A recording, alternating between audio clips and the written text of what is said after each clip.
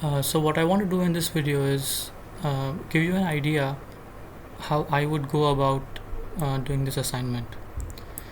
Now it is not the best way, and it is also not the most efficient way, but I hope you will find this video helpful.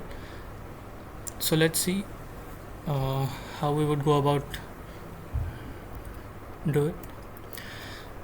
So the first thing which I want to talk about is the basic stack which we will be making. That will be an integer stack, and I will be implementing the stack using linked lists. Most of the students have done it using array, so I thought it would be a good exercise to make it using a linked list.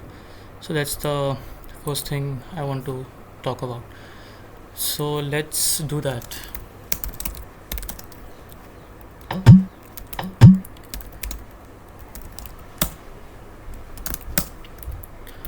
All right, so let me open my code. Now I'm using a type def so that I don't have to write struct stack again and again. I can use the stack keyword which I've defined here to indicate that this is a structure stack. So I've done that to simplify the code a bit. Now in a linked list you have a node data structure, so that node data structure I've defined here. It simply has an integer data and it has the next pointer. Now this is a simple linked list node class. In the stack I'm simply storing the top, and all these functions, this push, pop, peek, is empty and is full, these are standard stack functions which any stack will have. In addition to it, I'm also defining a print function to print the stack for our purposes, but print is not usually in a stack class. Right, so let's take a look at the individual functions. Now while we in the push operation, so in all these operations you will be passing the stack on which you want to operate, and we will get to it why we are doing it like that in a moment. And so you take a stack pointer and then you take some data which you want to push to the stack.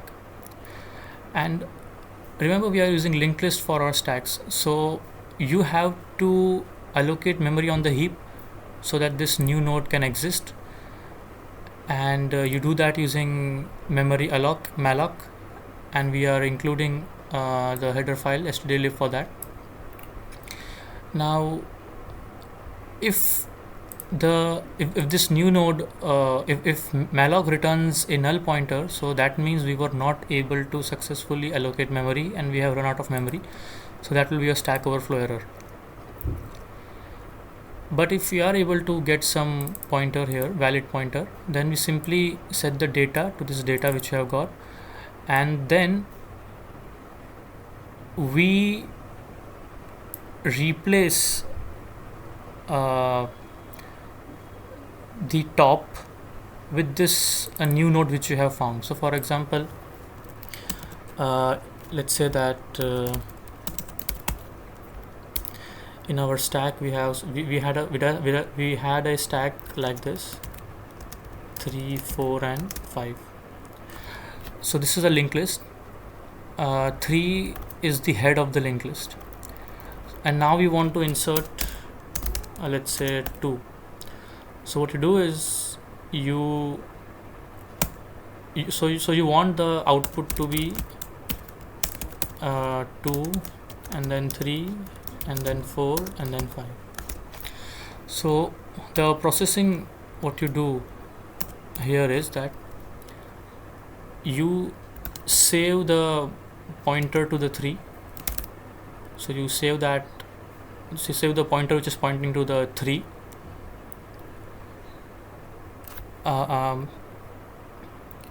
In the next pointer of the new node. So it will be something like this. So you save the 3 and then whatever the new node we have, there is 2, so you make the next of 2 point to 3. So this line does that. And since we have now changed the head or the top of the stack, we will simply reflect that over here. Alright, so that is our push operation.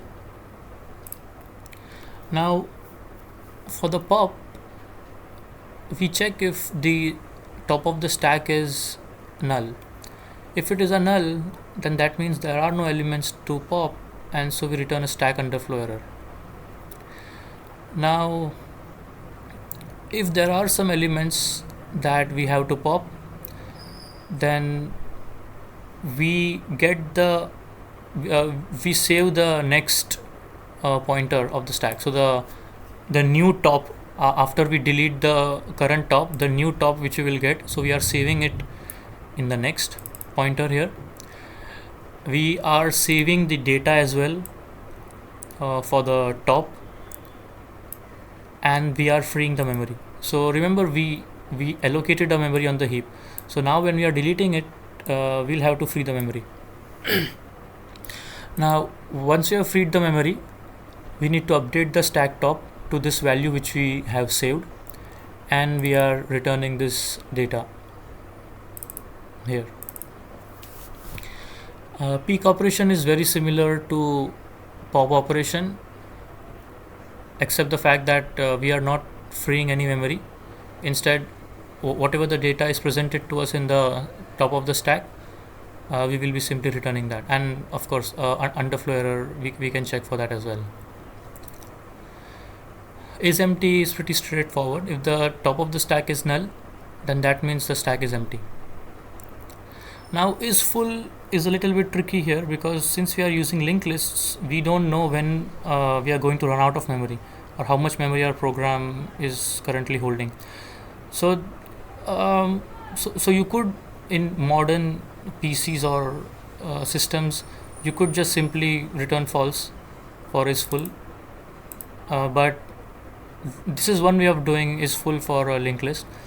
What you do is you try to allocate the memory. If you are not able to do it, then I think we are full. Since we are not able to allocate more nodes, so we'll return 1. That means it's full. But if we are able to allocate the memory, then we free the memory because we are not using it. So we free it and then we return 0, that it is not full, and you can add more nodes. The print method which we have defined here is simply an forward iteration in which we start from the top of the stack and move forward iteratively, and we print the data which we have.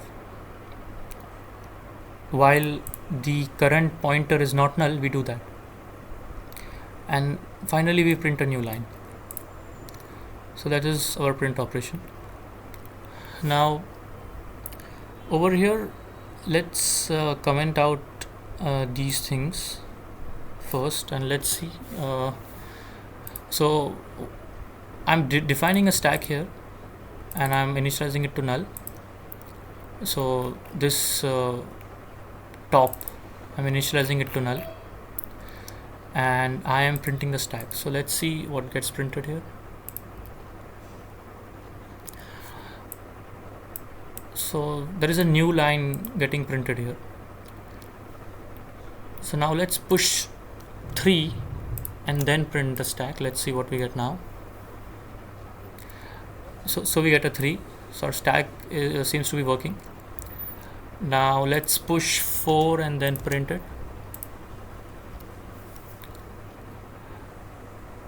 So we have a 4 and a 3, and remember, we are first printing the top of the stack.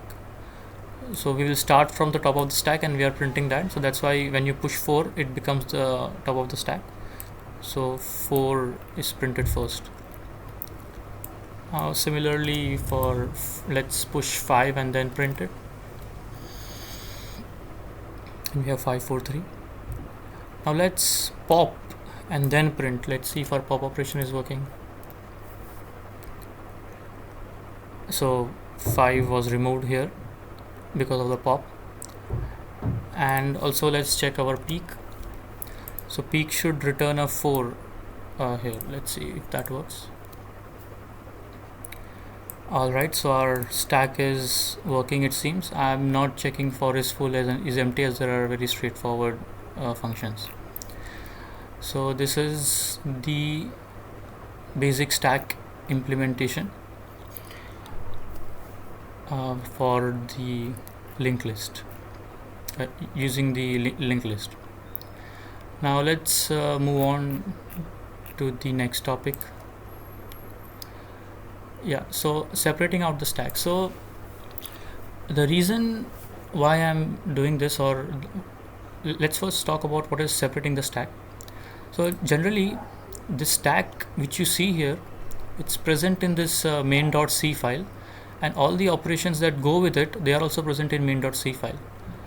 So whenever you will ship this stack as a library or as a helper utility, or in that manner, you will have to create a new file, the header file, and you will have to create a new .c file so that people will be able to use it. For example, this printf. So all you have to do is you just have to include this .h file, and you simply have to use the printf function. So similarly, wouldn't it be nice if we could do it for our stack as well, that just we include stack.h maybe, and then we simply use our stack as we have used here. So all this code, this print, this peek, this pop, this push, all that goes away, and we are simply left with hash include stack, and we can perform all these operations normally without worrying about their implementation details. So how can we do that? So I've already done it, and so I'll not waste time on again doing it. So let me just switch the branches.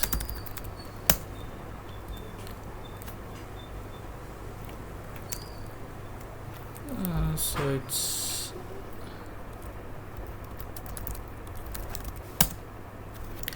right. So let's see what we have done here. So let's take a look at the files here. So we have a main.c file which we were using previously to have our stack implementation, as well as our driver code to check whether the stack is working or not. But you notice that there is a stack.c file and stack.h file. So let's first take a look at stack.h. So previously these lines of code were present in main.c.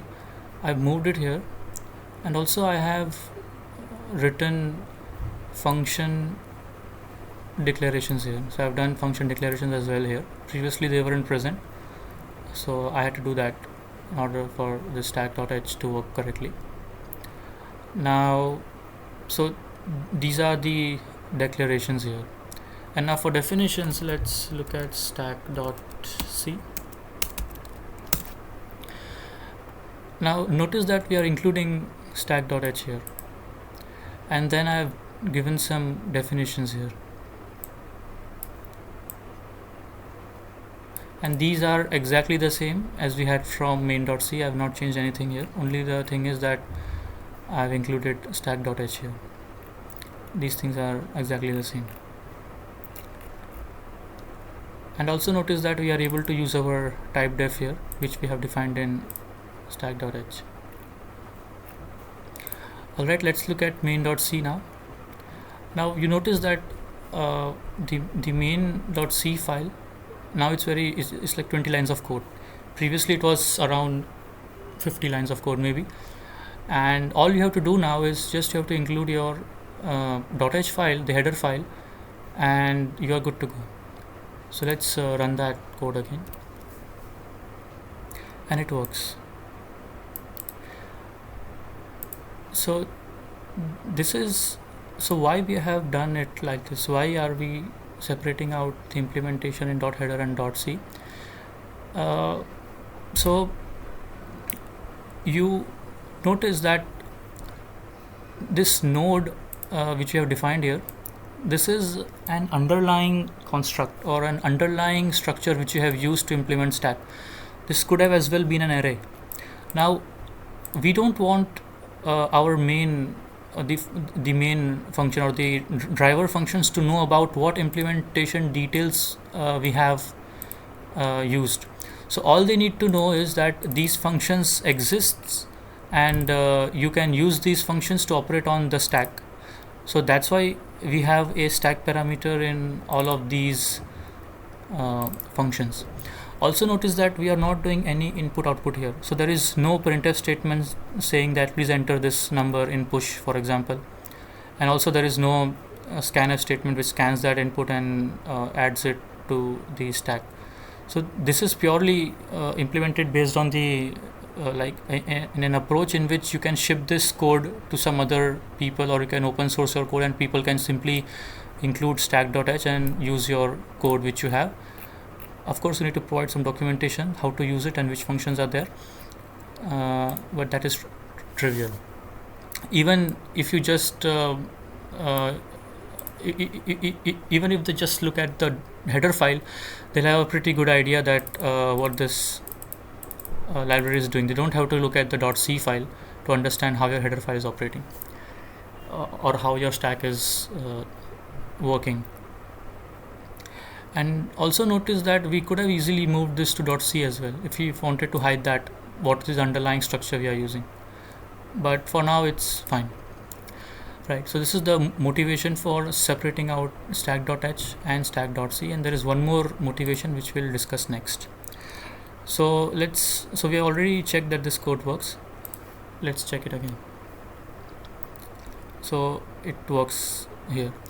Now I just want to clarify one thing, that if you are doing something like this, then the way you will compile your files is as follows. So you will have to, instead of having here main.c, so gcc main.c or cc main.c, whichever compiler you are using. So instead of specifying just the main.c file, you have to specify all the files, that main.c and stack.c. So all the .c files you have to specify, and the compiler is smart enough to figure out the function definitions from these .c file, and it will work flawlessly. So this is this thing you have to take care of. In Visual Studio Code, I had to do this change. So in my tasks.json,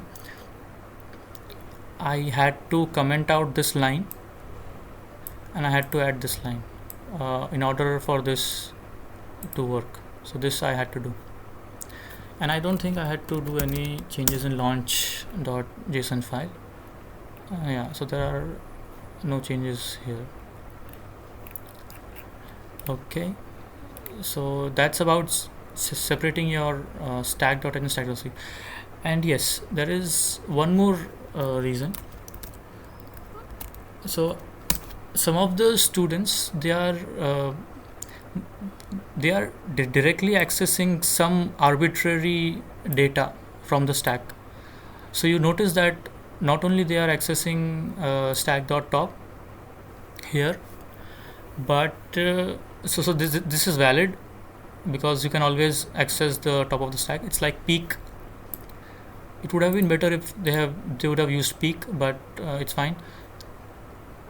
But this is not acceptable because because since your stack implementation uses an array, and since arrays have random access to them, so you are exploiting that functionality of array, and you are making this work to check if it's a palindrome or not. So this is not acceptable in stack. So you cannot arbitrarily access elements at any index. So if you have this structure, it's very difficult for you to get the handle of this node and do something with it. So for example, let's say that if you had an array implementation for this, so this stack, instead of having a node pointer, this would have been a array over here, and you also would have an integer top which points to the top of the stack, and you will then only use these functions here which I've given to do some operation on the stack. So it would be inappropriate, or it would be invalid to just say that stack dot array of some index. So always use these functions which are given for the stack to perform any operation on the stack. So you could have done it like that. Okay, so now this mistake is clear, that we are accessing arbitrary indices from the stack underlying stack array, which is not possible for a normal stack. You can only access the top of the stack. Now the other thing which I want to discuss is, so in the first problem, we also have to implement an integer stack as well as a character stack. So let's look at how to do it.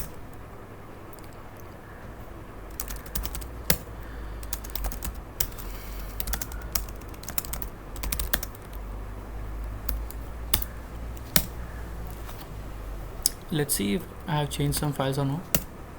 Okay, so now you notice that there is one more file here, stack configuration.h, and we will I'll try to explain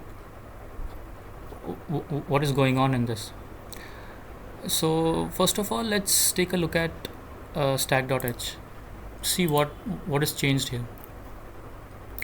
So these things they were there previously. There is a include file command that includes stack-config.h, and stack-config.h is very simple. It's a header file which contains a commented macro definition of int underscore stack.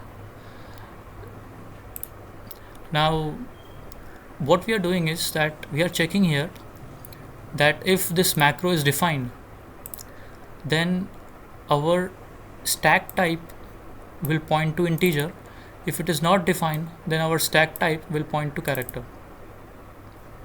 So this type def is similar to this type def, but we are not hard coding the value of stack type. So previously we had integer as our stack type, but now we'll be explicitly using this type def alias to refer to all our operations, and that will in turn alias to either int, or this will in turn alias to character, depending on whether we have commented or uncommented this in stack. Now I also defined one more macro, that is type format, and for integers I have used %d, and for characters I have used %c. We'll look at it in the .c file, that how is it used.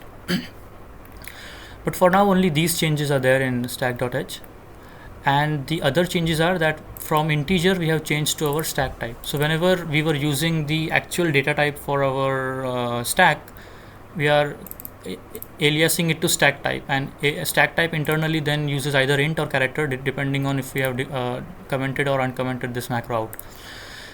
Right, so this is stack.h. Let's see what I've done in stack.c. So similarly we have changed the data types to stack type. We are also including stack config here so that we know whether that macro is defined or not, so that stack.h can take appropriate action depending on the definition of that macro. And let's see what else we have done. So again, wherever we were using integer to define our data, we are using stack type as the data. Similarly here.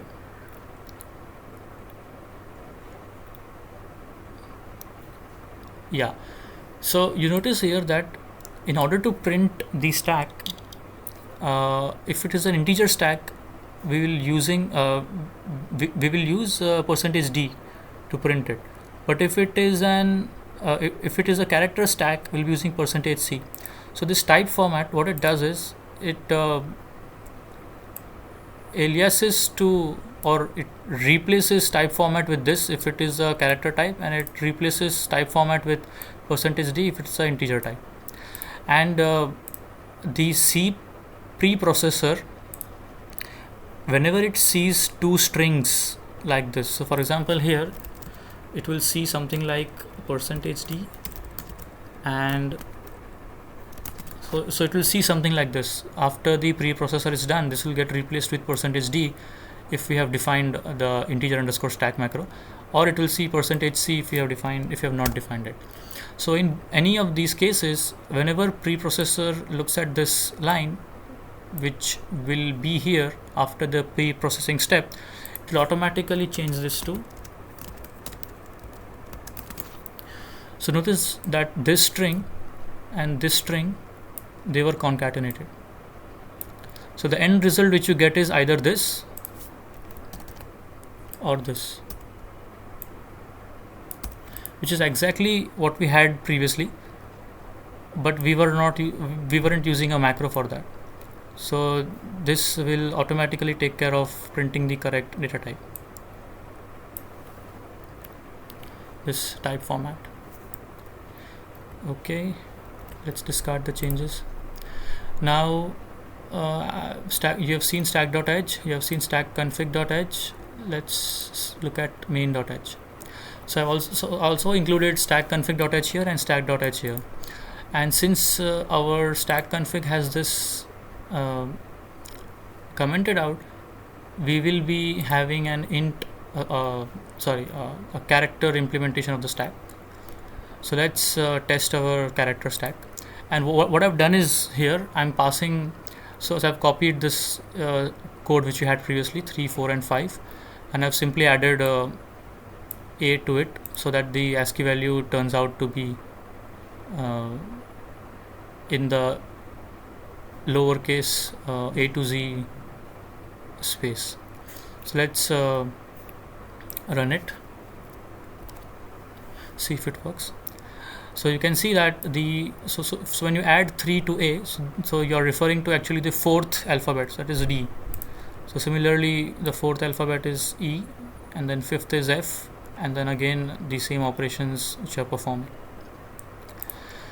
Now one interesting thing, or before that, let's test our integer stack. Let's see if it works. And I am not changing this now. Let's see if it works or not.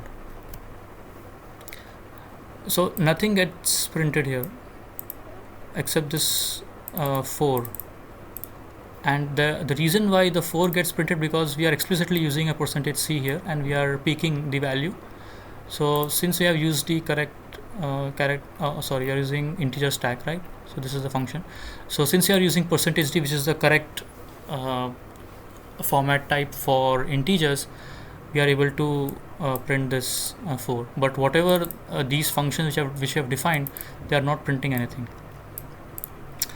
So let's fix it. All you have to do is just comment out this integer stack, uncomment it, and then let's run it. And now you are able to see that we are able to print it.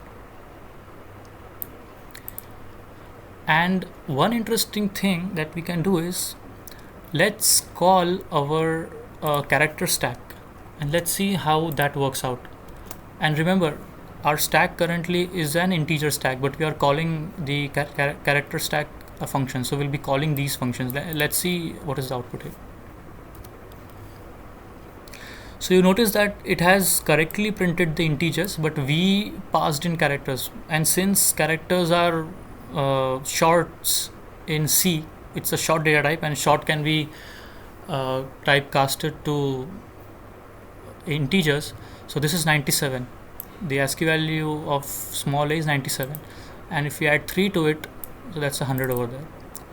So the character stack also works correctly if you use an integer data type, but it returns ASCII values instead of the characters. And notice again here that this correctly prints E because we are passing the correct format here. In our print functions, we are having %d because this is defined, so this is defined, so type format refers to this %d, and with some smart IntelliSense you can also see that this is grayed out. So this is the current configuration, and if we take a look at stack.c, you'll notice that now it correctly says that expands to %d. Previously it was showing it expands to %c, right? So this we have done, and one disadvantage of using this approach is that this is a compile time dependent macro. So this is compile time dependent, so this preprocessor is handling it. So if you want to have a character stack as well as a integer stack in your program at the same time, you will have to do some other modifications to it in order for this to work. But this won't work simultaneously. You can either use a character stack or you can either use a int stack, because the compile time, the code gets changed in stack.h, and that gives you the correct configuration. So this changes during compile time. So runtime, you'll be stuck with either integer or you'll be stuck with either character. Alright, now the advantages are quite clear here. So there is no code duplication. So some students, they have copied the code from the .c file or whatever the stack implementation they have done, and they have suffixed their function names with _char or _int, depending on whatever user selects as the operation to be performed, which is fine for now. But I thought this would be a good way to implement this based on the macros definition here. And this is used all the time in the industry when you are compiling different files for different platforms. So for example, if this would have been a Windows project, so you would have checked whether it's a Windows project, and then you would have used some different functions for it, and if it's Linux maybe or something else, you would have used different functions for that. So people use it all the time in the industry to make the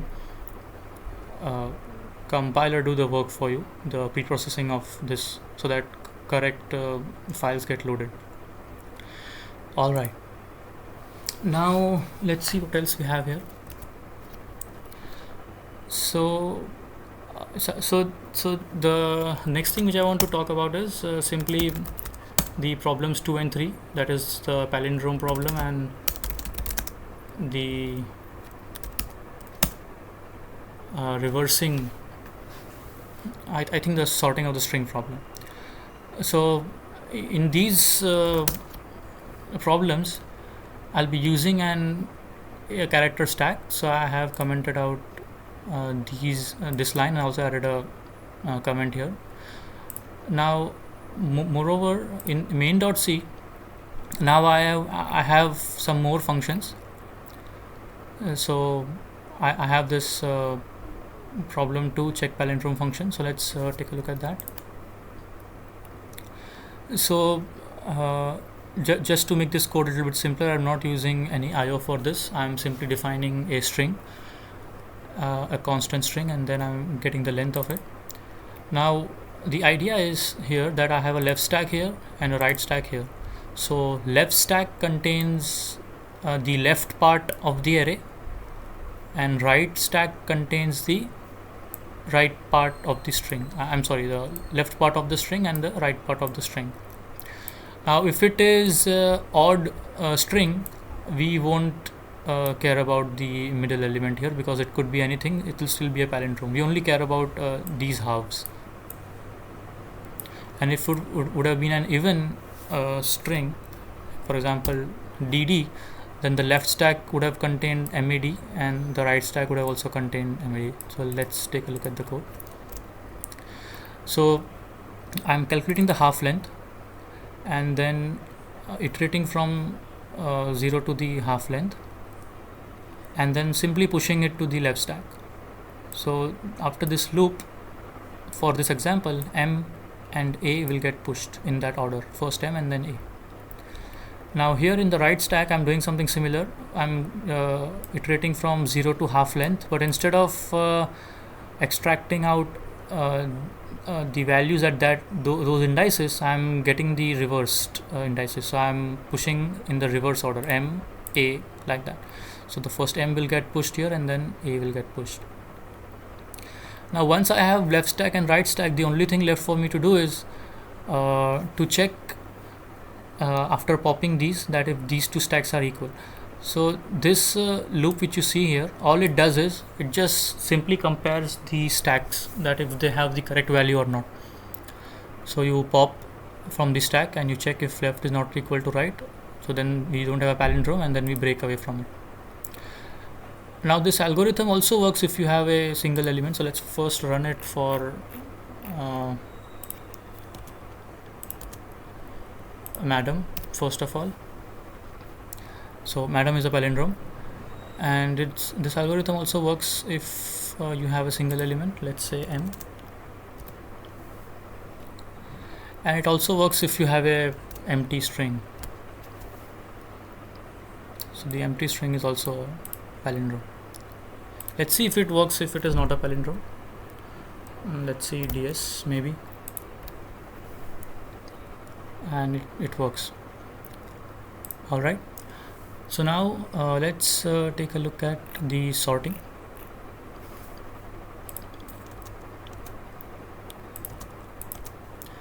Now there are multiple ways in which you can do the sorting, but the most easy way I found using stacks is that you can apply count sort here. So what I'm doing is I'm creating 255 stacks here. So I'm creating 255 stacks here, and I'm initializing the top to 0 for all those stacks, and I'm taking a string here and also figuring out the length of the string. Now this loop simply iterates over the string and pushes the character to the corresponding associated stack.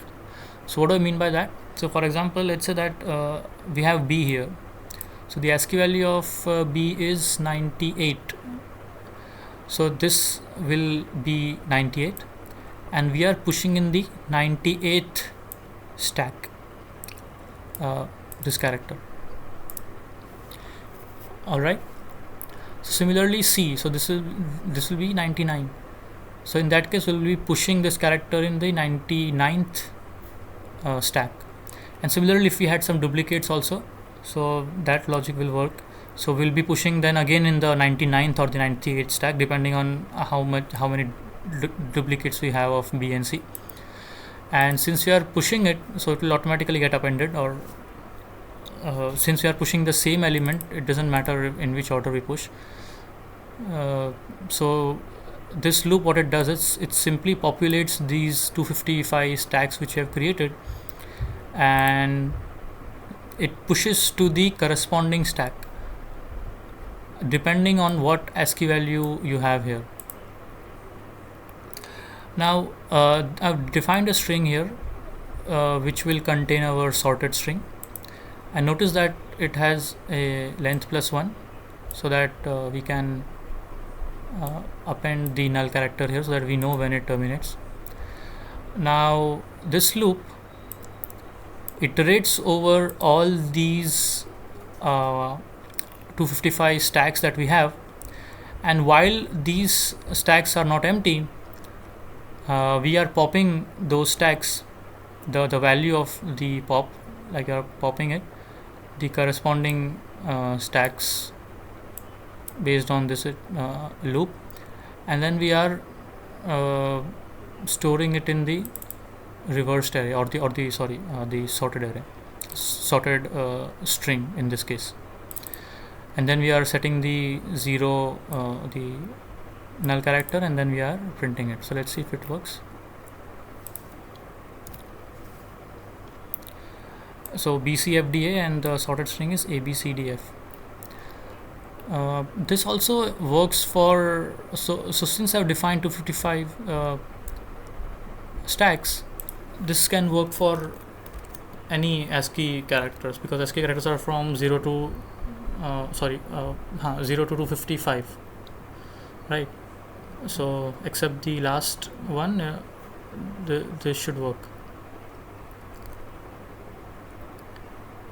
Okay, so 0, 9, 1, ABC capitals, and the capital values, they range from 65 to 90, so they will be, you can say, less than these small characters. So let's see the output.